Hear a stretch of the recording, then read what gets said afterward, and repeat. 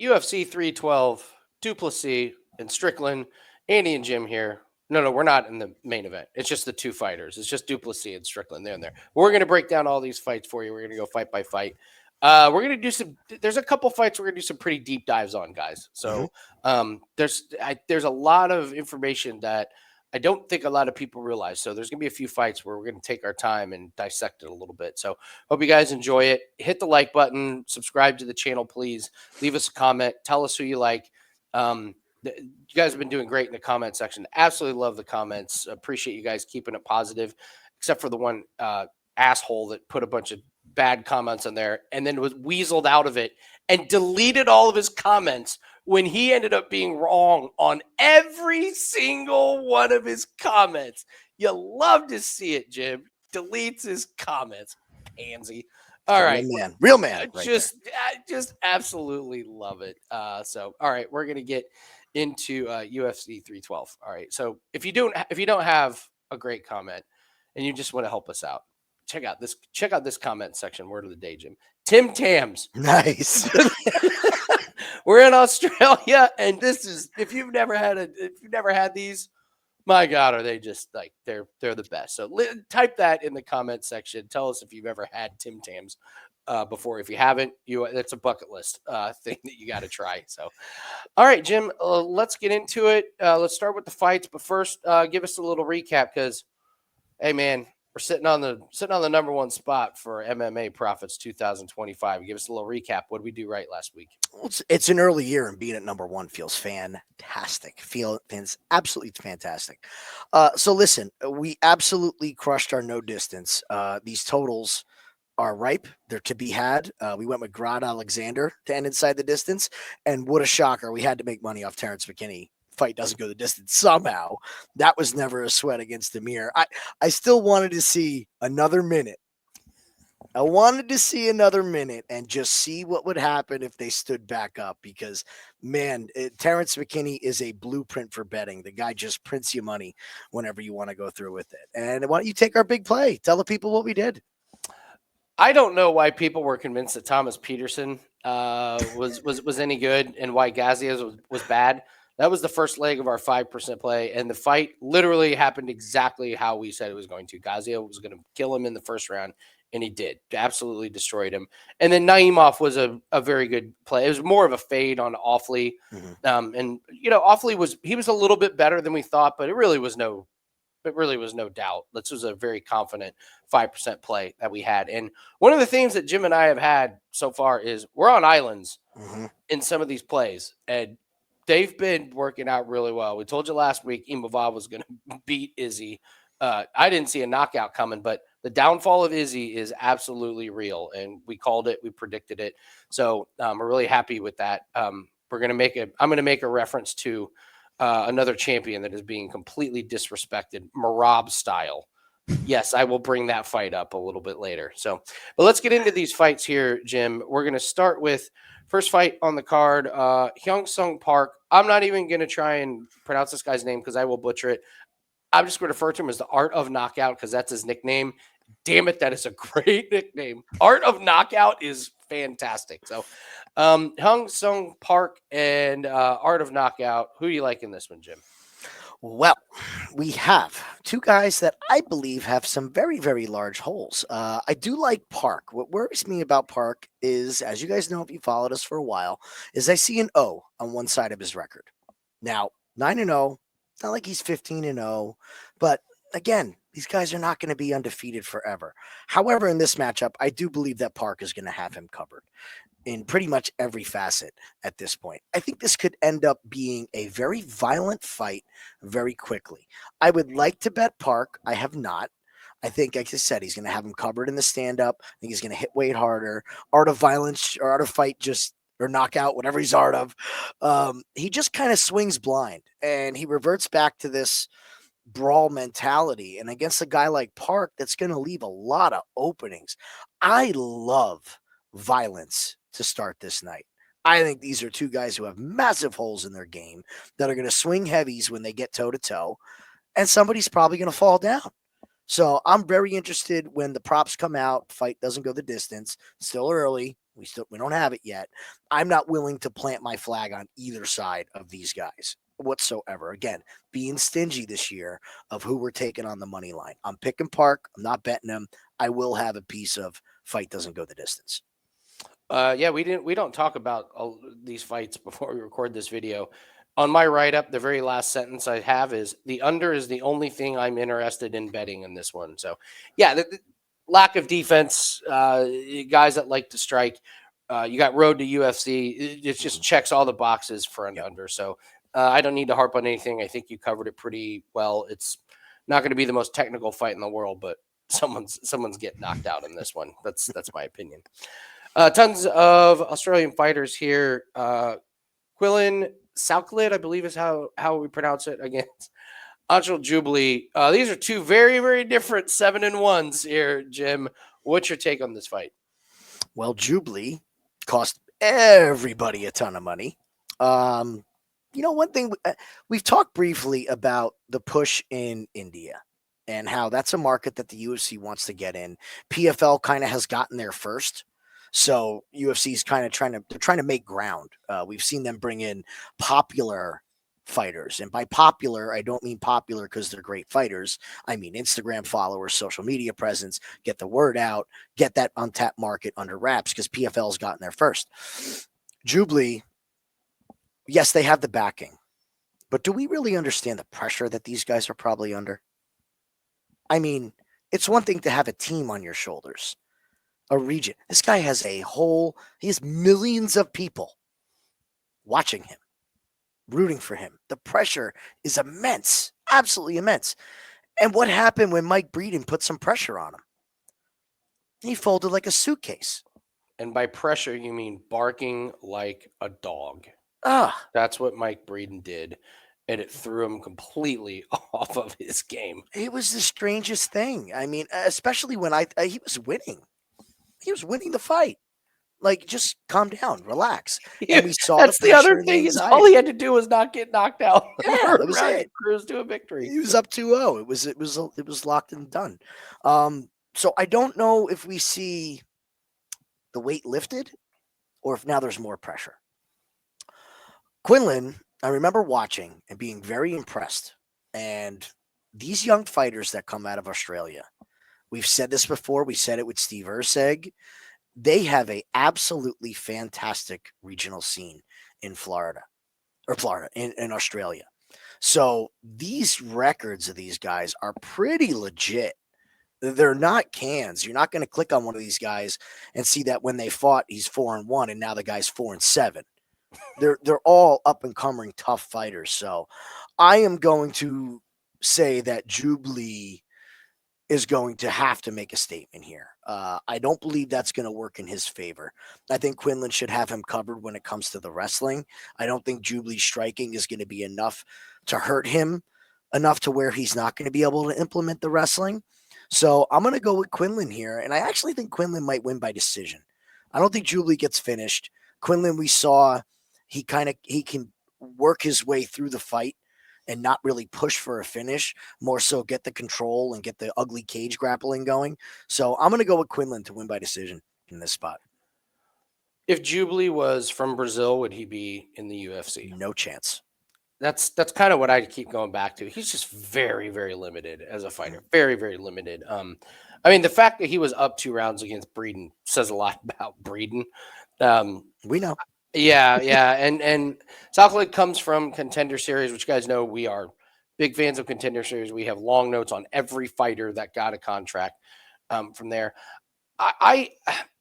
If Salkilld does have a weakness that I would point to, it would be maybe on the ground. He can lose control. He's not that, but Jubli's not going to test that. So then it comes down to striking, and it's Salkilld all day long. I'm with you that we've done really, really well taking some of these guys coming off of the Australian regional scene and just going, wow, like these guys are actually UFC ready. We called it with Jack Jenkins. We called it with Steve Erceg. That these guys they're battle tested. These are really good fighters that they're coming into. So Salkild's absolutely the pick in this one. No question. Kevin Jousset takes on Jonathan Micallef, and Micallef was on Contender Series as well. We got notes on him. What do you think about this fight? Kevin Jousset had I'm going to start with him. Have had a fantastic read on Jousset since he made his way to the UFC. I have not got a single one wrong. So we are riding, and it's not a long record, right? But hey, he gets the Kiefer Crosby treatment. Didn't take a rocket scientist to figure that one out. Kiefer Crosby's not good. That was easy cash. The Kanan Song, again, Kevin Jousset, piece of cake, technical striking. The Brian battle spot was one I was super proud of because you're talking about two guys that we have had a fantastic read on. And the call was simple. Jousset does not deal with pressure well. His style of striking is not built to go backwards and be on the back foot. And people are going to say, yeah, he was touching up battle. He was winning that fight. He got outdogged. No, he didn't get outdogged. It was a different matchup. The matchup was horrible for Jousset. Anybody that is going to push him up to the fence and make it ugly and dirty and filthy and cause him to answer back on shots instead of playing the clean game is going to cause him absolute nightmares in the professional end of MMA. Micallef is not that guy. He's not going to push forward with striking. Jousset is going to absolutely work him on the feet. So he's way too technical, way too fast. If it goes to the grappling, the problem that I have with Micallef is I don't believe he builds a good base for his wrestling. And this judo background from Jousset, everybody wants to say he's a stand-up striker, but hey, he's got a submission on his record. The guy can grapple, okay? Got a couple submissions. So I'm thinking that Kevin Jousset is going to end up working this guy on the feet. At some point, he is going to shoot a panic takedown. I wouldn't be surprised to see Jousset end up in a dominant position on the ground. And I just don't think that Micallef's ready for this much of a step up in competition. So to me, it's Kevin Jousset all day. Like this spot for him. He gets back on the winning track. I'm just going to pile on and say Micallef is awful. This is like one of the exceptions to the rule of these Australian guys coming out here. Like this 7-1 record. So this guy Muhammad Ado that he fought has lost 2 in a row since being on Contender Series. The triangle choke came because Micallef was on bottom because I don't think he has good positioning on the ground. He likes to push forward and he likes to try and grapple, but it's weak. It's not very good. This guy that Micallef beat in September of 2024, 3 losses out of the last 4 fights. And Bates, this was like the best striker that Micallef has faced, and he KO'd him. And he hasn't fought since then, but this is a guy that can strike. I went back and watched that fight, and Micallef was wild. Now, so was Bates. And Micallef landed a couple of decent strikes, but it never even really wobbled Bates. Micallef's striking is, talk about pillow hands. This is the weakest male striker on the card. And I'm with you that battle was just a terrible matchup for Jousset. And sometimes, man, we love these guys coming off of a loss. Yep. It's a reset. What did we do wrong? Well, we got pushed up against the fence, blah, blah, blah. Micallef can push people up against the fence. He can't do anything with it. That's the thing. Like he'll push you up against the fence and he'll just hold on for dear life. And I don't even think he's really going to get that much of a chance because I love Jousset's striking. I wish he threw more volume, but when he does throw, it's accurate. And I think Micallef just walks into shots all day long. So I'm with you. I love Jousset this matchup. It's minus 258. Don't be surprised if this one looks like a complete walkover for this. So Kevin Jousset is absolutely the pick for me as well. Another Contender Series. You got Cody Steele and we got Rongzhu. Jim, how do you see this fight going down? Well, let's go to Cody Steele first. Okay. So let's get the backstory on Cody Steele. You're going to see 7-0 against 25-9 or whatever Rongzhu is, and say to yourself, man, that's a huge experience difference. There's something to be said about the U.S. regional scene when some of these guys do not try to fight every 2 months. Cody Steele from Jump Street has had his eyes on professional UFC MMA, and so have his coaches, so have his promoters. And if you're into the regional scene, you know that this is a name that's been talked about for 3-4 years now as a guy to look out for. Physically, absolute brick house. Brick house. I mean, even his head is built like a brick. He is a tank. And I'm not worried about the 7-0. That's a sign of good management. That's a sign of good coaching. That, hey, we're going to let you build yourself up. We're going to let you build. We're going to let you build. We're going to let you build. Let's also not forget that this guy has competed amateur forever. And look at all these. Look at all this grappling. These are grappling matches. Yeah. I mean, but this is a sign of great management. We don't want our young fighter to learn on the job and take damage. Let's get his grappling going. Let's keep him active. Let's get him used to cutting weight. Let's get him used to being in front of a crowd. This guy has a veteran savvy for his age and record that we did not really see. We were talking about, contender series. To me, he's one of the top 3 prospects out of the season. Just the professionalism of him. He gets signed up to fight on Contender, and his opponent just literally says no mas, to the point where Dana said, look, some guys aren't made for this. The guy has a panic attack about fighting Cody Steele. Like before the walkouts. Yeah, like not like the week before I got a little boo-boo. No, this was the night of. Was like, nope, can't pull myself to do it. Can't do it. And look, if you're that way, you shouldn't fight. So you can say what you want about him, but it's a good decision. Cody Steele made very easy work of Chase and Blair. Very easy. Now, Chase and Blair also, I don't think he's that bad of a fighter. I think he's good. We did the tape research on him. He's legit. We may see from him. He may get another Contender Series shot, or you may see him have a lot of success on the regional scene. Maybe get like a last second replacement or something. He's good. He's got 3 losses, but we like this skill set. Yeah, so I mean, it was a very impressive win. They found a guy to make sure to put with Steele that made him. He looked good, but it was a good test. Now let's go to Rongzhu. This falls into my category of always fade a guy with one name. Okay, fade a guy with one name. I know it sounds goofy, but fading Mahashate has been a very profitable experience as far as that go. Blood Diamond, you could say that was one name. It's two words, but his name is Blood Diamond, not just blood or diamond. So Rongzhu has all these fights. That is a ton of mileage on a young body. And I think we saw some of that in his last fight. He gets touched to the eye and his eye explodes. Now, granted, it was a good shot from Padilla, but if you know these road to UFC guys, I mean, they take some damage.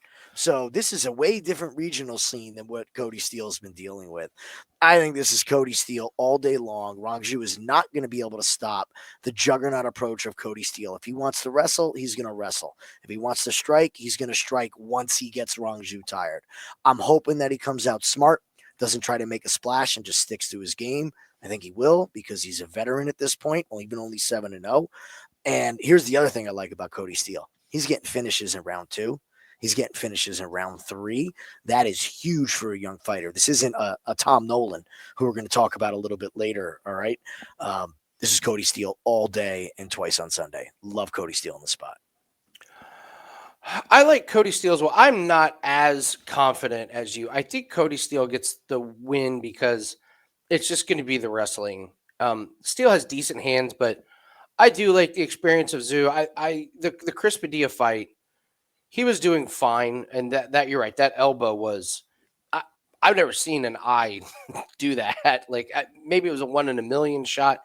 Maybe he has absorbed, a lot of damage here. But you've got Chris Padilla who beat Rongzhu, but I gotta be honest, I didn't think he looked that great up until that point. I thought Rongzhu was having success. He gets the submission against James Lontop, who I'm so out on, and then Justin James. So credit to Chris Padilla, like winning your first 2 UFC fights. There's something to be said for that, but Rongzhu's got to win that fight against Chris Padilla. Like, come on, man! It's your second stint in UFC. You have to be winning that fight. You can't have a doctor stoppage in that one. I'm with you that Cody Steele is one of these guys that listen, we see it when UFC falls in love with a Contender Series guys, they they give him guys that they know that they can beat. This is the Peyton Talbot treatment. This is the Haley Cohen treatment. Now, sometimes they lose those fights. Oh yeah. but we've been really good at poking holes in some of those people. So I'm with you. I think Cody Steele shows off the wrestling in this one. I think he banks some control time. I think he just looks like the more polished fighter. I'm not going to be surprised if Rongzhu has some success on the feet, but in the end, I believe it's Cody Steele. I think it's probably a decision win. I'm hoping he doesn't come out nervous. That would be my only thing. Is these guys making their debut? I mean, even Carlos Prates looked nervous in his first UFC fight before he kicked it into gear and knocked out Giles. So Cody Steele will be the pick here with me. But yeah, Rongzhu, I don't think he's terrible, but you're right. 25-6, man. That is just, this isn't like we showed a bunch of those grappling matches. Jim, maybe you can talk on just the difference between wear and tear on all those grappling matches compared to going through all of these MMA fights. Oh God, it's not even close. It's not even comparable. Yes, you're gonna have your issues of grappling, toes, sprained ligaments, hopefully no surgeries, hopefully you tap when it's all right. Be smart. Everyone out there who's training, tap, okay? Don't be afraid to tap. MMA fights are a totally different animal. I mean, just the sheer fact of just think about a leg kick. Just taking your leg, getting hitting those legs. And yeah, it's going to make you, it's going to grow back stronger, but it's just repeat damage and repeat damage with not a lot of time off. That's the key, is the time off. You can grapple on the first of the month and you can grapple 2 weeks later. You can grapple next weekend if you stay on weight. I don't think it's really smart to be taking MMA fights every other weekend if you want to have some longevity to your career. So the wear and tear has got to be on the Rongzhu side. And if it's not this fight, it's going to be soon. Because we even see these veterans with 31 fights. You see it start to wear on them. We'll talk about somebody else with wear and tear later on in the card. Absolutely. All right, guys. Promotion time. Listen, it's been an insane run for us, and we're running a 7-day special. If you haven't heard me talk about this, it's one of the better specials that we're running because it's just one of the best weeks and probably the biggest week in gambling for us and for clients. We've got the Premier League of Darts. That's on Thursday. We've got golf tournaments that start on Thursday, and you're going to get plays for all of those all through the weekend. So we're running 7 days, instant discount down to $69. We talked about being the number one MMA handicapper at Wager Talk, up 13 units just through January. You're going to get a 5% best bet that's on that, as well as Super Bowl plays. We're on a 13-4 NBA run. All sports is going great, and that is accumulated to a 45-17 run over the last 2.5 weeks. So full disclosure, we got off to a bad start to start January. We did a deep dive. We figured out what was working and what was not working.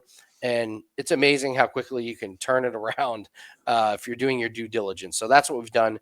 There's no reason to not be involved with the bets that we have for this weekend. These are plays that we bet with our own money. These are plays that we've used to build our own bankrolls, and it's discounted down to $69. So there's no promo code needed. Just go to wt.buzz/AL. Just go to my profile page, and you're going to get every single one of those plays. Jim, I expect another big 7 days. We're dialed in. We're dialed in right now. We're seeing all these sports really, really well. So take advantage of that over at wagertalk.com. One of the strangest fights on the card. No, it is the strangest fight on the 100%, card. Yep. This one is this one is really strange. Topuria is fighting. No, not that Topuria. Aleksandre Topuria against. What if like this Topuria backed out and his brother was like, I'll pull a Tafa. I'll jump in. I'll fight Colby Thicknesse. Strange fight. What's your take on this one? This is a bizarre one, and yet I cannot wait to watch this one. I'm all in on this fight. What do you think? Yeah, I'm not all in on this fight From an from an entertainment. entertainment perspective. Yes. All right, let's go down a little bit of a rabbit hole, and we could break down X's and O's on this fight. But I don't think this fight has anything to do with X's and O's. Okay, this has nothing to do with punchy kicky at all. At all. Is it me, or if you had to guess which fighter's going to have the biggest grin on their face walking to the cage, is it going to be Colby Thicknesse? Is he going to be the poster child of our theory of happy to be here? Because it sure Um, sounds like it to me. you think so? Okay, talk it out. Talk it out. Okay, last minute replacement finally gets the call up to the UFC. Training partner of Volkanovski. Let's be clear about training partners here. And if you've watched UFC Countdown at all in your fandom, you'll see MMA fighters beating the snot out of people that you've never seen before in your life. And then you'll see times where you see like Sean Strickland sparring with Johnny Eblin and go, oh, okay, that's good work. I doubt that Colby Thicknesse is putting Alex Volkanovski through the ringer on a daily basis. Okay. No disrespect. Volk would mop the floor with me. And if I brought 5 guys with me, he'd kick the crap out of all of us. Okay. But why is he getting this call up? It's short notice in Australia. It's Volk's boy. Topuria is in the other corner. Topuria's brother has been on the radar. I remember hearing something about him last year, and there's been a layoff. Okay, it's kind of like, oh well, why isn't this guy fought? I know there's the A side and B side of Been a brothers all the layoff. time.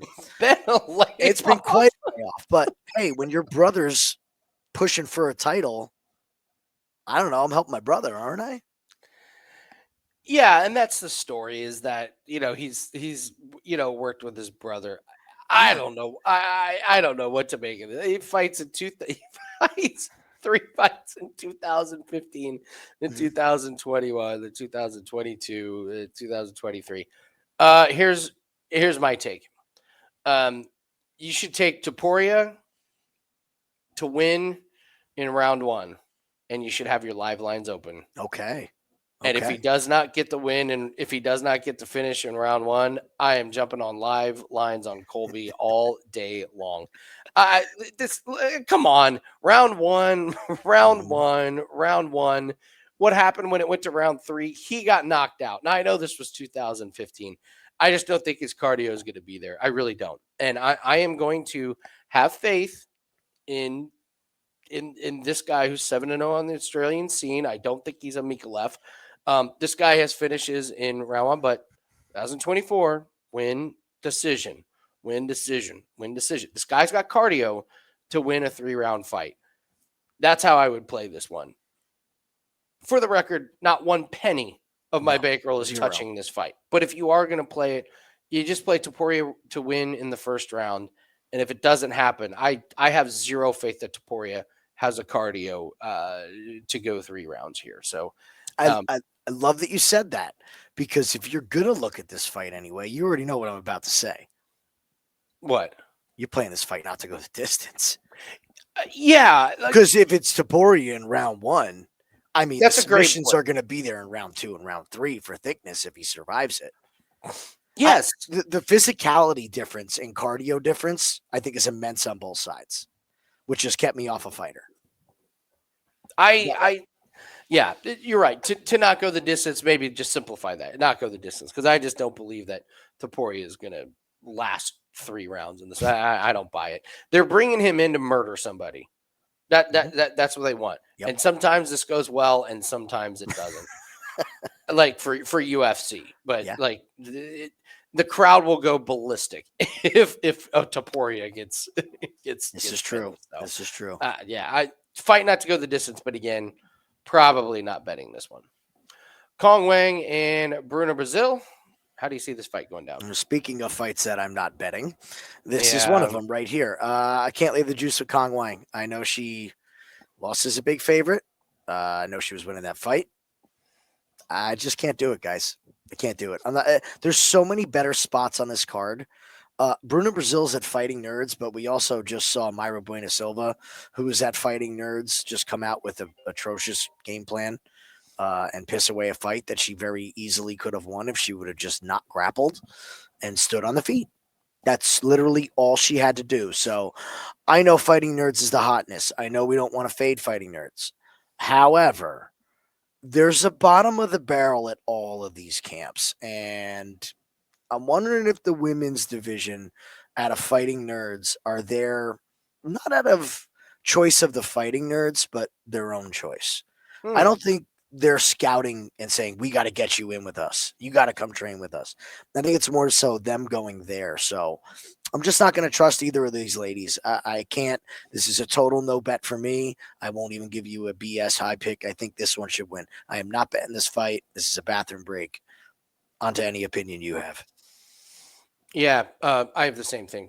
We can just move on. You're not betting this fight. No, I can't even find like an over under. I can't find a side I like on it. I mean, the price on Cong Wang is this big of a favorite is laughable. That's the only thing I would say. But one of the biggest terms that I hate most in all of gambling is value, and this sets up for a perfect value. Well, the value is on Brazil, and then when she loses, you're like, well, I lost, but I got great value. Like, congratulations on your Have fun play. with that. Have fun with that. Kong Wang, Bruna, Brazil, complete pass, no opinion. Now we do have opinions on this one. Tom Nolan and Slava Borshev. Do you want to say fight not to go the distance and move on to the next one, or you want to give a little breakdown? Well, we can get that part out of the way. This fight not to go the distance has to be in some kind of a parlay somewhere. Okay. Let's take it from a little technical standpoint here, because I feel like there's a lot of hot takes out in the space on both of these guys. The hot take from Slava is that his chin is gone. The hot take on Tom Nolan is that he's not that good. Is that he never had one? Never had one, right? So you have two horrible chins. So let's take it from a striking perspective. Who's got the advantage in the striking? It's going to be Slava. Slava has the much more diverse striking, the much more diverse attacks. He will attack from head to body, head to feet, the entire body.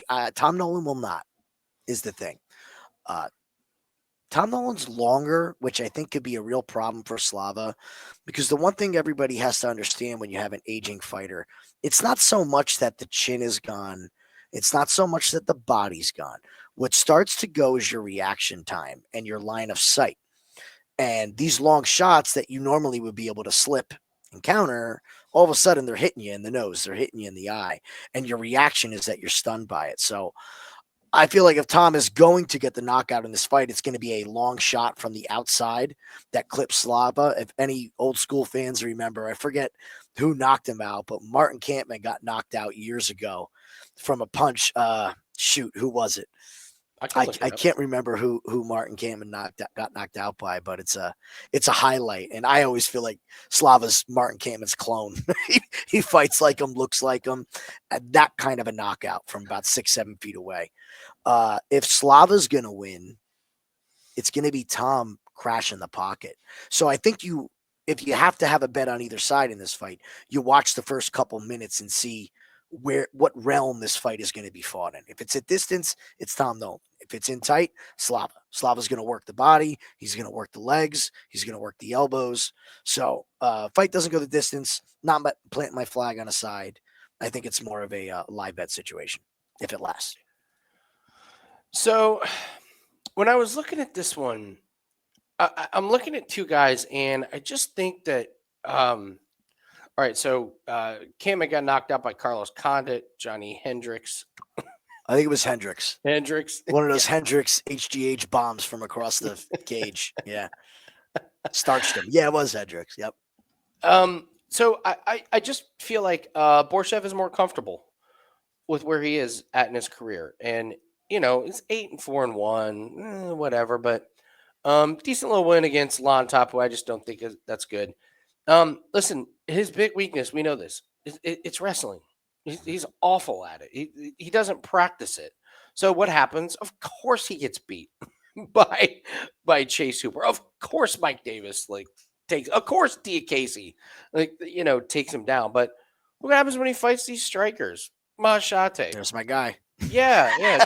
Dakota Bush. Yeah, Chris Duncan. So when I look at Tom Nolan, I see a guy who came out of the regional scene with just lightning fast punches against not the greatest competition. He goes on Contender Series and absolutely sparks Bogdan, and we're all excited about him. And then what happens? He gets nuked by Nicholas Mata. And I think that was when we realized, oh, this guy's a big time project. He's got talent. He's a big time working project. So he beats Victor Martinez. This Alex Reyes fight was the classic. You need more cage time. You need more time in the octagon. Alex Reyes, listen, Alex Reyes, bad. Huge layoff. Like last fought Mike Perry. Then 2017 in the UFC comes back and gets crushed by Charlie Campbell. And then Nolan, what I watched from Nolan was he's thinking about it. Like they're having him work on stuff and it's just not coming naturally. Borshev, he's more natural. His punches are just going to come naturally. There's going to be a different flow to it. I think he wins. But yeah, these guys aren't blocking punches. Are you kidding me? Their heads are like standing there. There's no good guard. Someone's going to sleep. Nolan's going to be live for a knockout. But Nolan's defense is really terrible. So I lean Borshev. But yeah, there's going to be some money on this fight not to go the distance somehow, some way, because there's going to be no wrestling. These guys are just going to. You don't have to worry about any takedowns or clinches or anything like that. You just got to worry about like who gets knocked out. So the way to bet that is just have this fight not to go the distance. Only way I'll be playing that one. A service bulletin on that fight: stay away from playing fight ends by KO. When we say a fight doesn't go the distance and they're going to strike, that doesn't mean just bet by KO. Okay, Carlos Olberg got a submission. Yeah, Right? you always play inside the distance. Little service bulletin from your friends. Do not pick fight ends by KO and say, oh, I got both guys, because Slava's going to be bleeding face down on the canvas, and all of a sudden you're going to see Nolan lock up a rear naked choke, and there goes your ticket. It happens way more than you would think. Yeah. And there's nothing more frustrating when you're like, I got the KO, and then like someone wins by sub. So you're right, 100%. Jack Jenkins and Gabriel Santos. Pretty decent sized favorite. How do you like this fight? I understand the love on Gabriel Santos. I do think he's a very good fighter. There's just something about Jack Jenkins that I really, really, really like. It just seems that he just gets it done if his arm doesn't snap in half on a takedown. Okay. A lot of people are picking Gabriel Santos. And I just think we forget how kind of like Jack Jenkins is like that car that's not a fancy sports car or some big jacked up SUV, but man, is he reliable. You know what you're going to get. The Honda Civic? Yeah. He's that Toyota Camry with 275,000 miles on it. That was my first car I ever had was a Toyota Camry with over 200,000 miles on it. No joke. Light blue. I remember it. Probably still driving around today. So a lot of people are like, chastising him about the Herbert Burns fight. Oh, he should have bet. He should have. That's everybody who had him by, knockout in round 1, knockout in round 2. Bottom line is he didn't let the guy who's a world jiu-jitsu player get him to the ground and hold him down for 3 rounds and submit him. So, I know Herbert Burns is not he is what he is. I'm not breaking any news telling you who Herbert Burns is, but the dude is dangerous, and Jack played it smart. And when he had his opening to do the damage, he did the damage to end the fight. So I don't understand this. Well, he didn't win. It's the Eagles thing. You won, but you didn't win as good as I thought you should win. So I'm picking Jack in this spot. I think Jack's going to be able to do enough. If he can damage the leg early, the ground game of Gabriel Santos will be a little bit nullified. If he can keep it on the feet, give me Jack Jenkins by decision. I'm going to go a little bit head-to-head with you, but I'm not going to claim a big head-to-head because Gabriel Santos is like minus 245, so that's not exactly a bold stance. I like Gabriel Santos. Yeah, he loses to David Onama, loses to Ron Murphy. No, not the worst in the world. I just think Jack Jenkins' path to victory, he's got to get those leg kicks going early. Mm-hmm. He's got great leg kicks. If he doesn't, I just think the length of Santos is going to be there. I actually think Santos is going to have a little bit advantage in the ground game. He could be good in the top position. He did some really, really good damage in his last one, and we did well. We kind of called this like it's a Herbert Burns fight, so you're just taking it not to go the distance. But you and I picked this out. I was like, Jack Jenkins doesn't finish guys like super early. He's a little bit more methodical.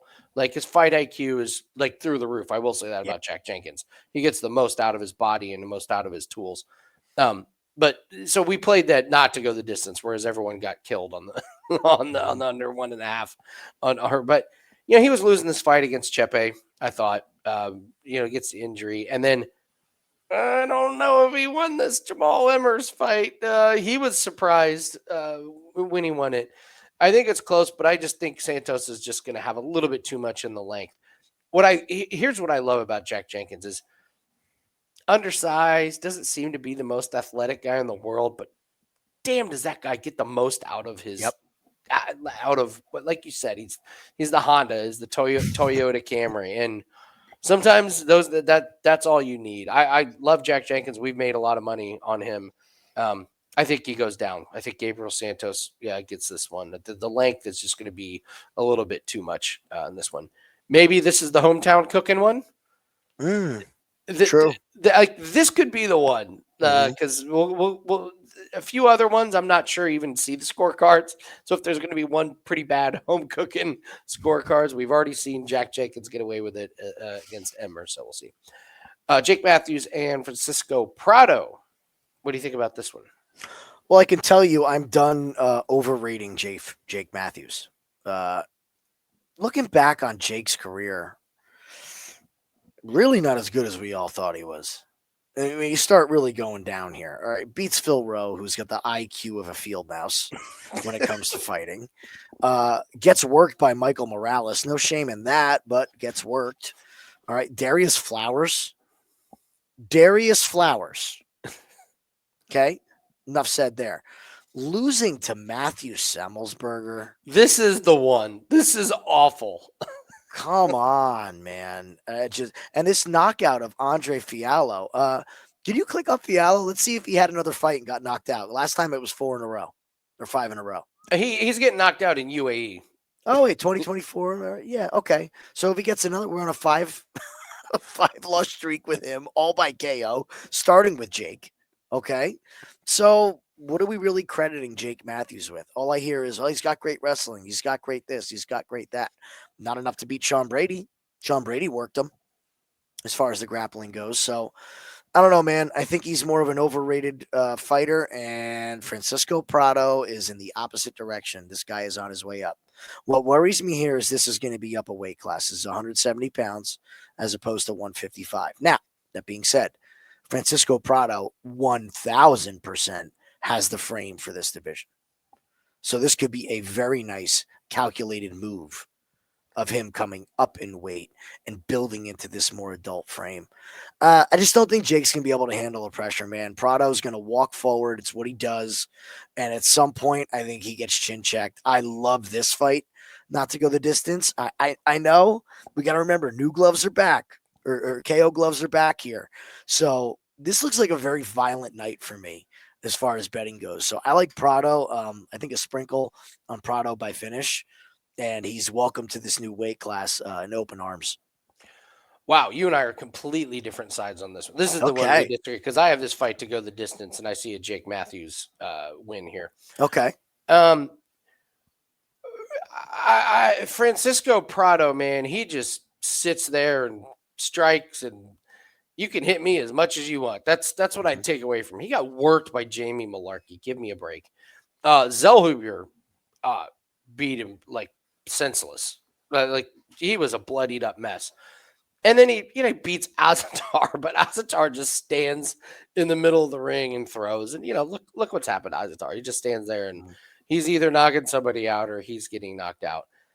I am not a Jake Matthews fan at all, but I don't see it from Prado because Prado is not going to have the wrestling advantage. I don't think he's even going to have the striking advantage because he has to walk through punches to get to Matthews.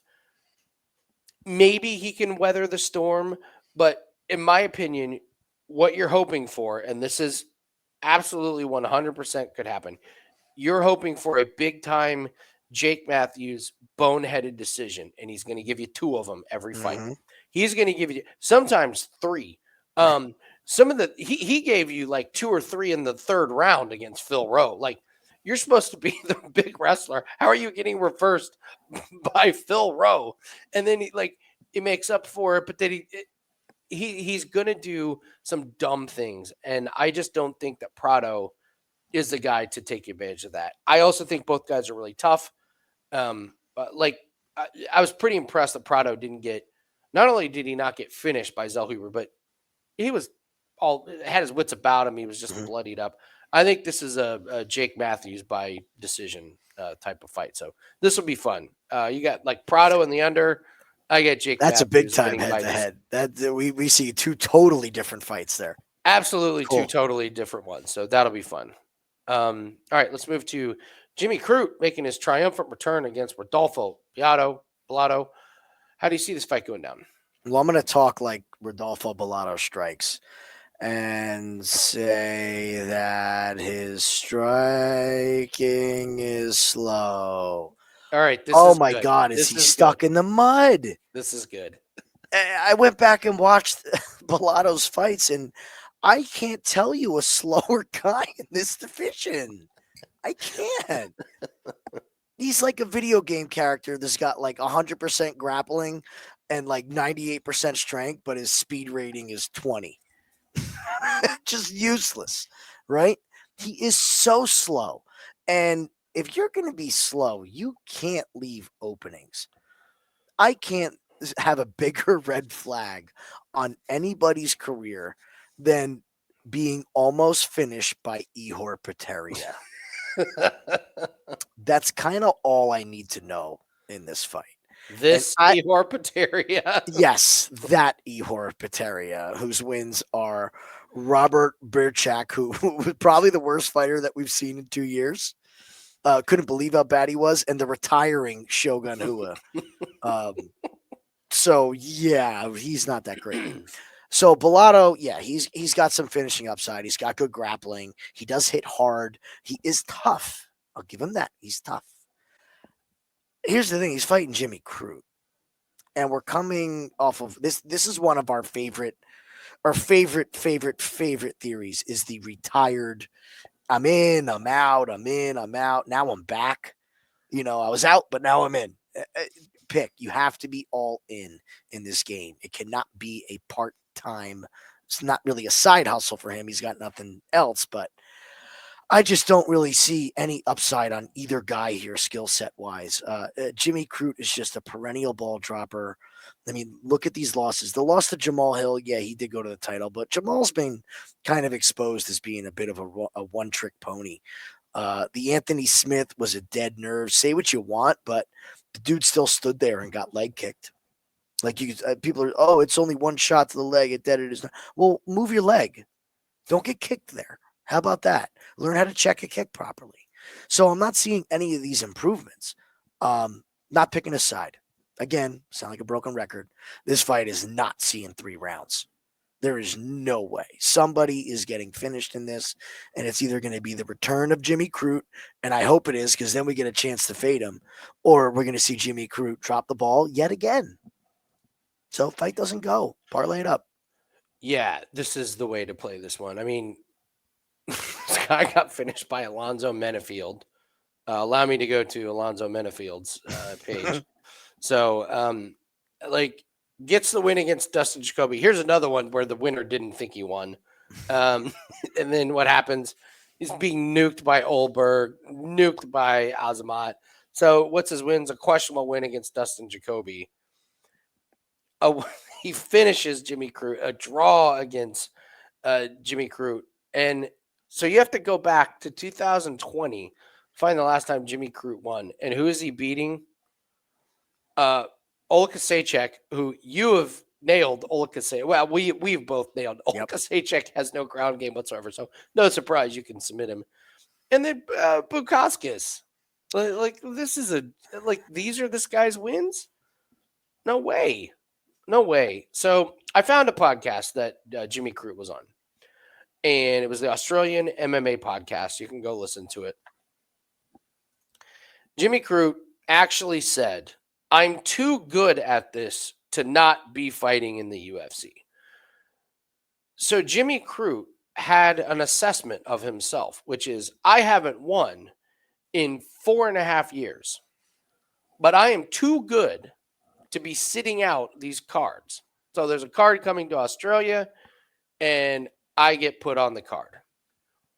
Now, not only does he get put on the card, he's on the card on the main card, Jim. Now, why would they do that? Because they're putting him up against a guy who comes forward and likes to strike. And I think that UFC knows that there is no chance this fight goes the distance. There is no way that there is extended wrestling. One of these guys is getting tired. I think it's Crute, probably both of them, but someone's getting crushed. The other thing that Jimmy Crute said was, the guy was like, "Well, you seem like you're in good spirits," and he was like, "Yep, I found Jesus." Okay, fine, more power to you. But then they asked him, "Are you going to bring a Bible into the octagon like Bryce Mitchell?" And Jimmy Crute said, "Oh no, I'm as spiritual. I have as much faith, if not more, than Bryce Mitchell. But we have different personalities, so that's not really my style. I'm not going to bring a Bible into the ring." I could not be more out on Jimmy Crute. This thing checks all the boxes to not go the distance. That's the only way I'll be playing it, because you're right. Bellato leaves himself absolutely way too wide open. But is Jimmy Crute going to be the guy that knocks him out? No. I have no idea what Jimmy Crute is going to do. I don't know if he's going to come out wrestling, striking, but I do know this. I just don't know of a fighter that's retired and then come back with better cardio. I think Jimmy Crute is exhausted really, really quick in this one. I like Bellato, but for my money, it's only on the under. Speaking of unders, Taliesin Teixeira faces Justin Tafa. I'll let you go first, but man, I have not seen a fight. Well, Terrence McKinney is pretty good. I haven't seen a fight at this weight class set up better for an under than this one. What do you think? Well, the fade the Tafas has been a very, very profitable angle. It's more of his brother. His brother's the one that's really been. Yeah, for sure. No, you're 100% right. This Austin Lane thing was infuriating because Austin Lane was doing so good in the first fight. And then he comes out like they went back to the drawing board and like, all right, I know we were winning the first fight, but we got to change everything that we did. I know what we're going to do. We're going to kick from the outside and be off balance. And then when you're running away after you kick, make sure you keep your hands by your waist, okay? So you can get clipped by the guy who can only punch you to the head here. The head strike, the head kick that he landed was fantastic. Look, fading the Tafas is awesome when you have somebody who can wrestle. But if you can't wrestle, I mean, this guy lost to Jared Vandera. All Jared Vandera needed was a couple takedowns to beat this guy, okay? Carlos Felipe, come on. A guy who stands in front and doesn't move.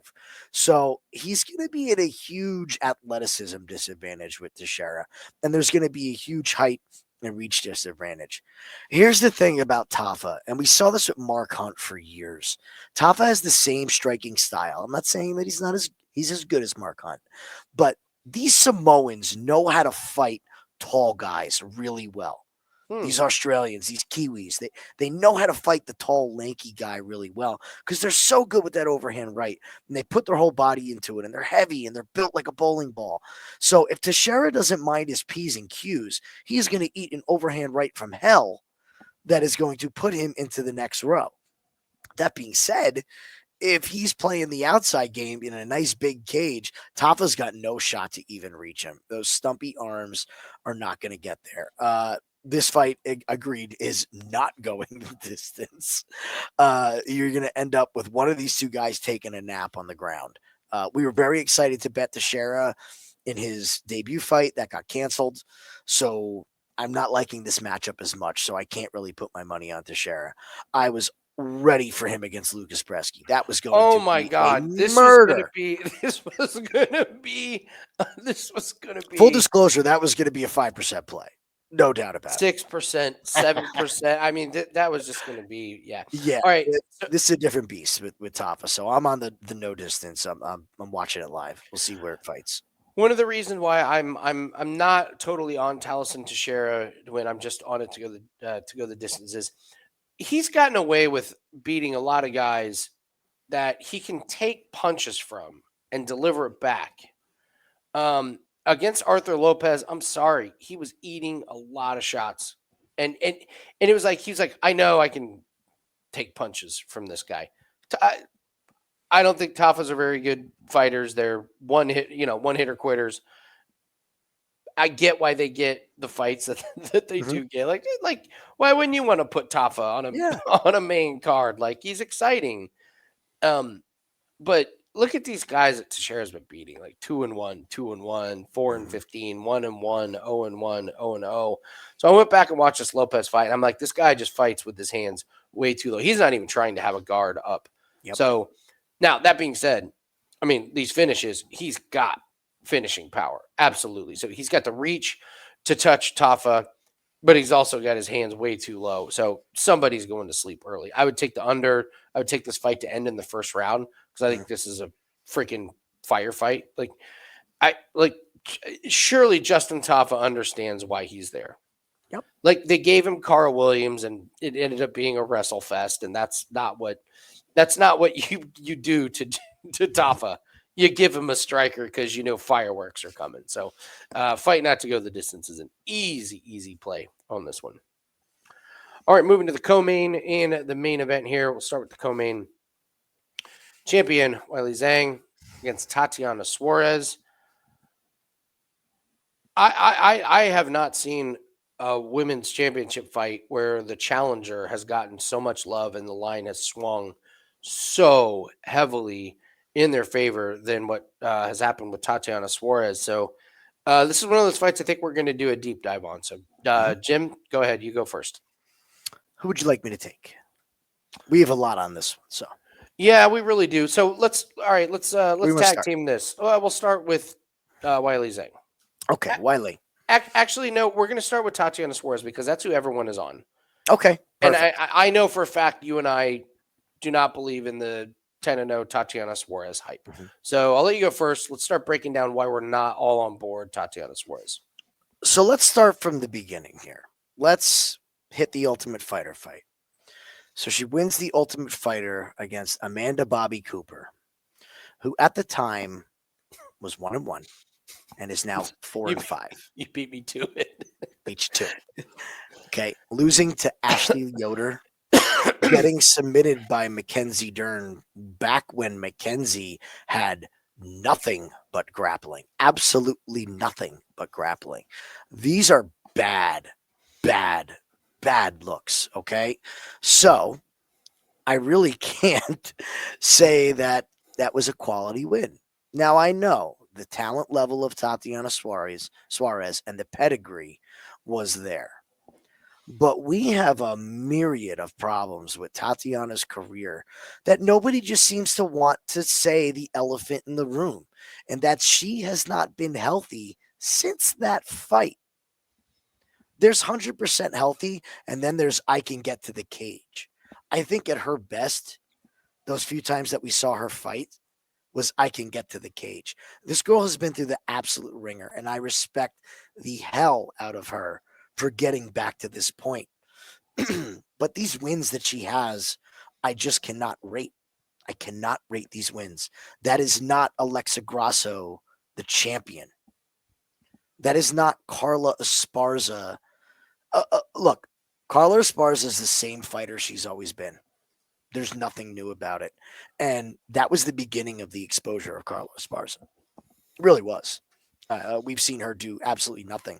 And that second championship by Carla is one of the most fraudulent second championship because she literally won because Rose didn't do anything.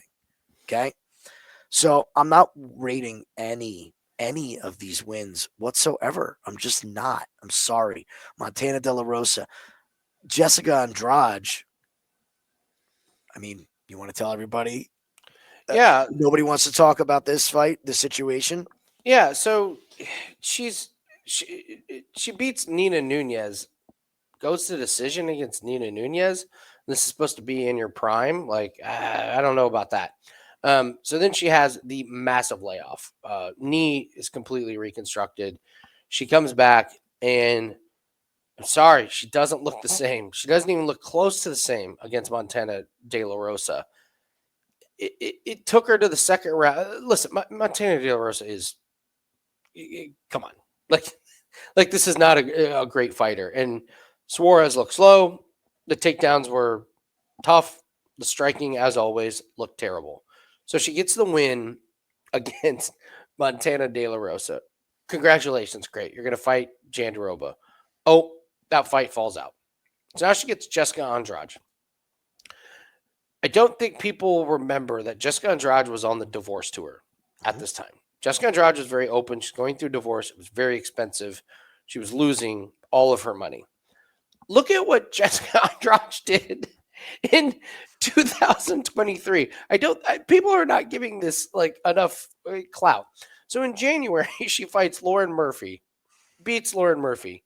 She says, "Give me everybody. I need fights. I Next need month. paydays." So the next month, she takes a fight against Aaron Blanchfield, which doesn't go well. Then a couple months later, she fights Hyun. That doesn't go very well. Then a couple fights later, she's like, "Yep, Tatiana Suarez. Yep, give it to me." Loses there. A couple fights later, fights another person on the divorce tour, Mackenzie Dern. She gets that one. So this fight against Tatiana Suarez, Andrade got nothing going on the feet. She looked tired. She looked like she was happy to be there for the payday. And I got to be honest, I didn't even think Tatiana Suarez looked great in that fight. Like, okay, her wrestling, yeah, she got Andrade down, but wasn't dominant. She got a takedown in the first round, couldn't do anything with it. Her striking is absolutely non-existent. So then Tatiana Suarez, as the reward, gets a fight against Amanda Lemos. That gets canceled. Because of another knee injury. I Keep him. So we're racking up more injuries. Then another fight against Jandiroba gets canceled, which we think the winner of this one gets the title shot, right? Mm-hmm. So we don't even know if she's going to beat Jandiroba. The UFC's out of options. Weili needs an opponent, and they're like, you went from fighting Amanda Lemos to Jandiroba to here's your title shot. I'm sorry, man. A 3-year layoff and then beating Montana De La Rosa and Jessica Andrade on the divorce tour get you a title shot. They're out of options. This reminds me of a couple things. First off, it reminds me of who they bring in to fight Pantoja. And from Risen, right? Yes, Was it from One or Risen? I forget. Yeah, and it was, and they tried to build Yeah. it up, and it was like, no, you're Yeah. out of fighters. You're Yes. out of options, and it looked like varsity versus JV. Mm-hmm. So I don't buy this Tatiana Suarez at all. And for everyone to ignore the injuries is absolutely asinine. By the way, we've made a ton of money fading Jamal Hill coming off of these injuries. Yep. I don't think people understand or realize how bad these injuries are. And I'm going to tell an NFL story. Mark Schlereth, great offensive lineman for the Denver Broncos. You ever heard his Jim? Have you ever heard his story about how when he decided to retire? Yes. It's an amazing story. He was like, I was old. I had a bunch of injuries. And I was watching film about practice. It wasn't even a game. It was practice. And he was like, who is that slow ass rookie? That guy is never going to make the team. And he's like, I was looking at me. I realized, like, I looked at the number and it was me. And he's like, that was it. I was done. Forget it. These injuries add up and add up and add up. And Tatiana Suarez is 34 years old. I've heard the arguments that Weili is 35. Tatiana Suarez is 34 with a bunch of knee injuries, and I don't see it. I don't think she's 100% back to where we're. And for everybody that's saying, "Oh, I when she won the Ultimate Fighter, I said she would be a champion one day." It was 2016. I don't know if you've noticed, Jim. A lot has happened since then. So I'm out on Suarez as a title contender. I think they're out of options. That's what I think this comes down to. They're out of options. Oh, we had spoke too. I don't believe that the UFC wants Verna as their champion. You think she's not a great poster child for And I, as a fighter, I love Verna. We love Verna, printing money, great skill set, unbelievable, right? Dude, we've But I don't think cashed she's on not her. marketable. And that's No. why we've cashed on her, because she's not marketable. Nobody wants to bet on Verna. Tatiana said the UFC said that Tatiana was injured. And that's why the Verna fight came out. She came out and said she wasn't injured. Well, call a spade here. She's been injured for 6 years. Okay. So why would she all of a sudden now it's a lie? So I can't have faith that she's coming into this healthy. That's my last point on Tatiana. All right, so let's move to Weili. So I'll let you go first here on, or actually you went first on Tatiana. I'll go first here. Listen, she's lost to two people. I'm sorry, she's lost to one person in two different fights. One was a crazy head kick. One was a split decision. What do we always say about split decisions? One judge goes one round the other way. All of a sudden, this is a different one. This I don't think people realize how better Weili got after these two Rose losses. This was a transformation.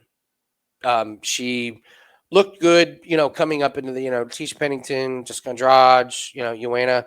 Those two losses, and all of a sudden she comes out and knocks out Esparza, knocks out Joanna. I know that these ladies were, kind of on their, on their way out. Yeah, they both retired. Decent against Lemos, but a complete domination. And then I remember us talking about Jan. This was UFC 300. We made the case. Remember, we made the case that maybe these two women were training the hardest out of anybody on this card, because we knew damn well that they were training harder than Jamal Hill. So what happens in this fight? I'm sorry, she dominates. She wins 4 rounds to 1. Like, okay, she got taken down 3 times. Guess what Jan did with those takedowns? Zilch. Absolutely nothing.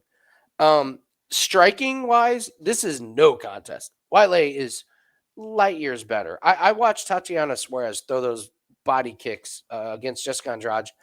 Jim, I could write a letter and mail it to you faster than those kicks seem. They are so telegraphed. On the feet, this isn't even a contest. I will also say that Weili's wrestling has gotten a lot better. I know on paper Tatiana Suarez is going to be the better wrestler, but I just don't think it's that big of a gap to where Weili is not going to be able to do anything. Tatiana Suarez is slow on the feet. Weili is not. Tatiana Suarez has to get to Weili to get the takedown. And even if she does, I just don't think that she's going to be able to hold position forever. I think Weili is quick enough, and in a 5-round fight, Weili's been 5 rounds.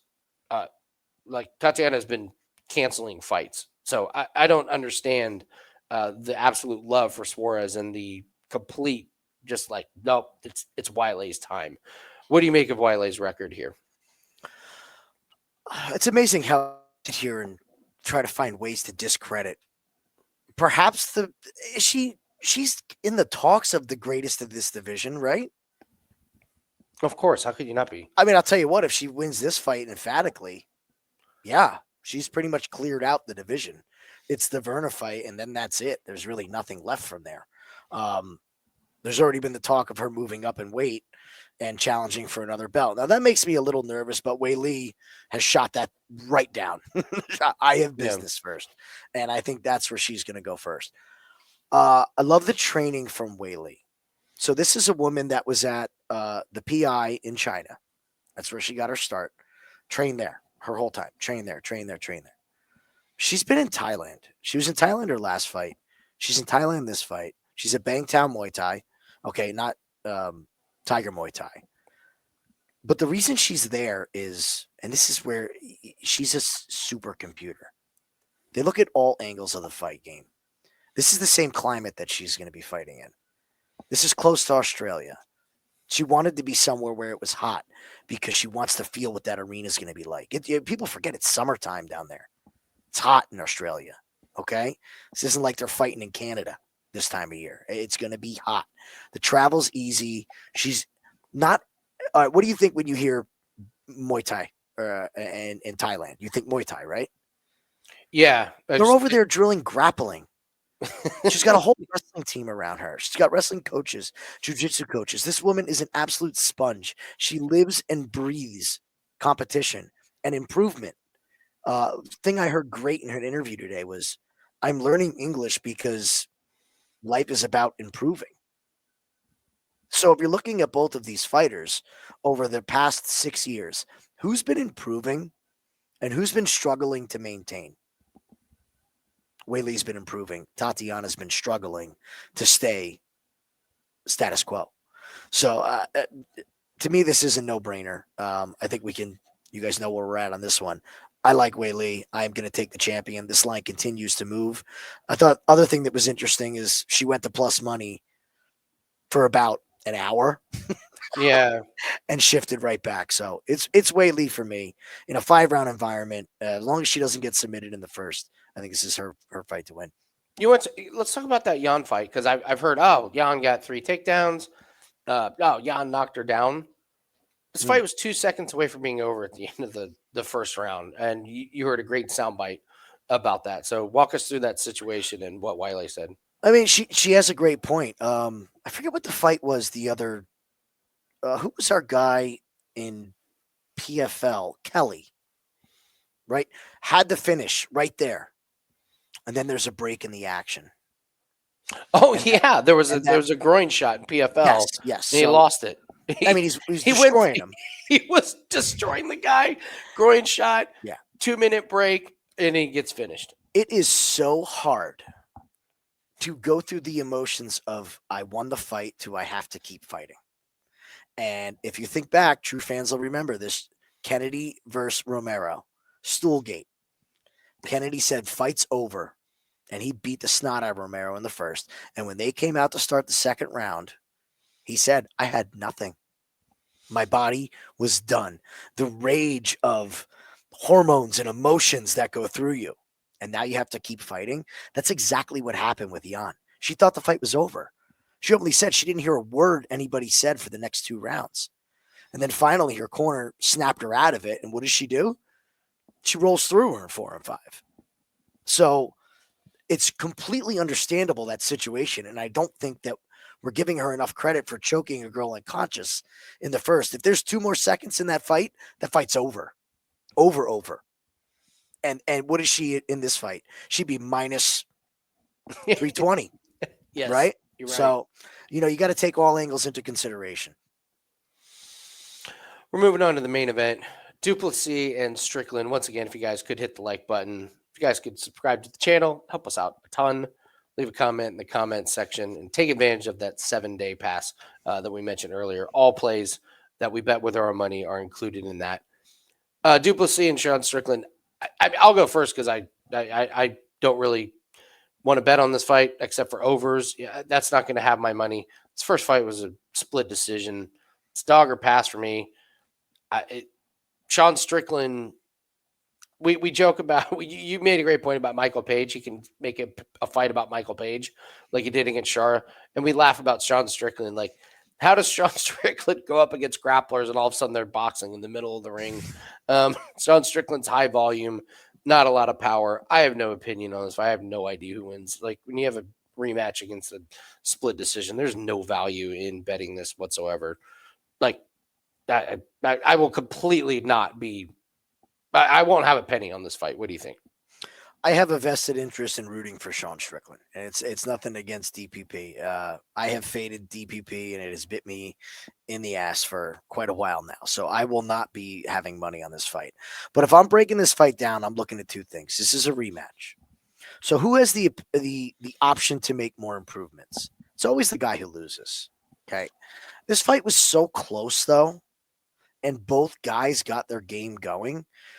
How do you look at this fight? Like, you almost have to look at it like it was a draw. Both guys got their game going and got the fight that both of them wanted. It just happened down to the judges. Like, it was a razor close fight. I had Strickland winning based off the damage, saying, considering that the cut really opened up from the headbutt. And Dricus can say whatever he wants. Maybe he did cut him before the headbutt, but there was a headbutt in there. Can we all agree that? There was definitely a headbutt. I think that DDP has the chance to make more improvements than Sean Strickland, to be honest with you. Oh, wow. Okay. I really do. His goofiness, when you see it a second time, yeah, Strickland could capitalize on it, but I just don't know if Sean has the power to stop the juggernaut that is Dricus. He's an absolute freak of nature. And the guy walks through everything, looks exhausted, and is fine. Gets wobbled. It's the weirdest. He looks like he's ready to fall down constantly, and he just pushes right through it. So, yeah, I want to take the overs, but this is a rematch, and it was already an over, and I know it's a Sean Strickland thing. I can't get anywhere on any kind of bet whatsoever. I think this is a tall task for Sean to come in here in a rematch, so I'm going to pick DPP for once. And maybe that should be the sign for everybody to bet Strickland because I'm finally on him. But I think that he has the option to make more improvements than Strickland has. I think Strickland's more of a finished product. Love it. Love it. All right, let's do the parlay buster and the woulda, coulda, shoulda. We will start with the parlay buster. This is a tough one.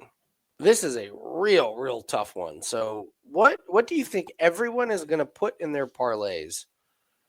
And it's just going to blow up in their face. We should call this the Peyton Talbot Award. I like that. I like that. The Peyton Talbot Parlay Buster Award. What are you focusing on here? Well, it's got to be an Aussie.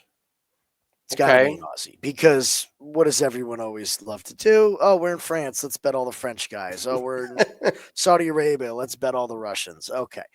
So it's got to be an Aussie. So if I'm going to go with anybody here, go up a little bit. I mean, is Jimmy Crute going to be parlayed? You know what? No, he's the underdog.